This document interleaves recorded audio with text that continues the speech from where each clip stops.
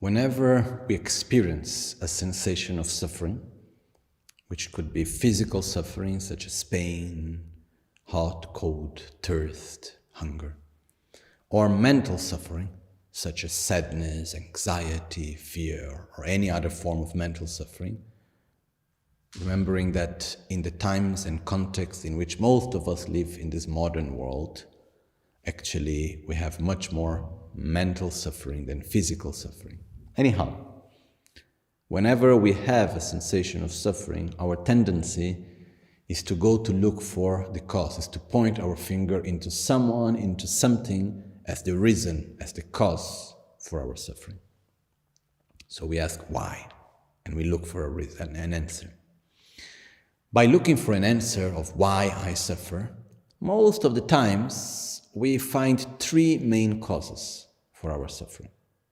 We believe to suffer, first because we cannot have what we want. Reality is not as I think it should be. People do not behave as I think they should behave. Situations are not as I think they should have been. So reality is not as I want. So the first reason why I suffer is because I cannot have what I want, because I cannot gain the object of desire. Second, we believe to suffer because we need to experience situations, people, objects that we don't like.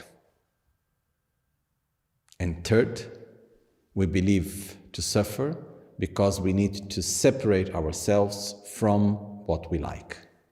So in other words, when we ask ourselves why I am suffering, the common way of answering is that I suffer because I cannot have my object of desire, I cannot have what I want, things are not as I want, because I need to go through situations that I don't like, which means things are in ways that I don't want them to be. And third, I need to separate myself from what I like. So I cannot have the object of desire, I need to be in contact with objects of aversion, and I need to separate myself from objects of attachment, basically. And as a result of this paradigm, this view, we pass great part of our life putting energy in order to make the world to be as we want it to be, in order to gain the objects of desire. We put a lot of energy in order to avoid situations that we don't like. And we want to keep very dearly to us and not separate at all from the situations, people, objects that we are attached to. But is it possible? Does it work? What I have seen personally and what I have learned is that actually it doesn't work. It's an illusion. The more I have, the more I want. The more I try to avoid situations that I don't like, the more they will manifest in many different ways and places where I least expect them to. And it doesn't matter how much I love something or someone, how much dearly I keep it, at some moment I must separate myself from it. There is no choice, no other way. So what can we do? According to Buddhist teachings, to my own understanding, the reason why actually we suffer is not because of these three reasons that we have just seen, but it's mainly because of what are called our mental defilements and our own actions, so-called karma. So basically what happens is I perceive and I relate myself to the world around me through unlimited attachment, through desire, through insatisfaction, through anger, aversion, hatred, envy, selfishness, and ultimately ignorance, which means grasping at reality in an inconsistent way. Out of these so-called mental defilements, I act. I interact with others physically, verbally, mentally. And actions, they generate what is called a karmic force, which is like an inertia. Actions generate this sort of inertia which will interact with others. And then it will bring results. And we experience results through our own sensation and situations that we experience. So what happens basically is, out of mental defilements, I act. Actions bring results. when I experience results, how do I react to these results?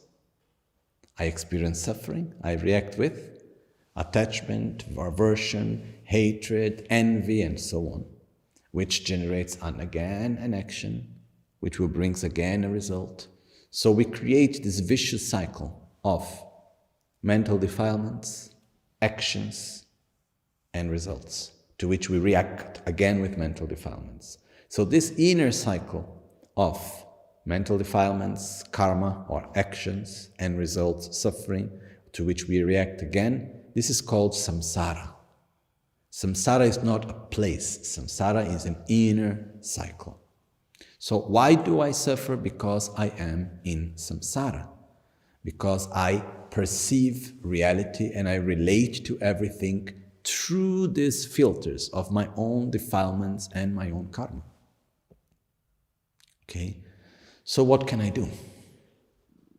There is a long path to go and it's possible to get out of it. That's one of the core aspects of Buddha's teachings.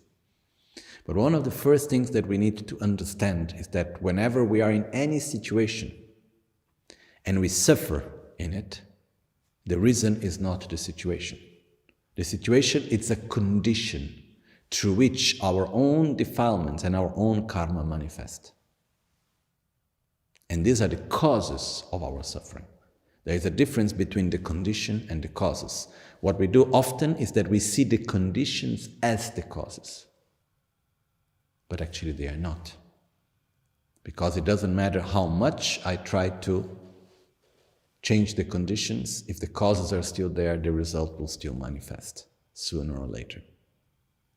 As Buddha reminded us, Dani Dagi Goyanyin, Dani Dagi Drayanyin, I am my own protector, I am my own enemy.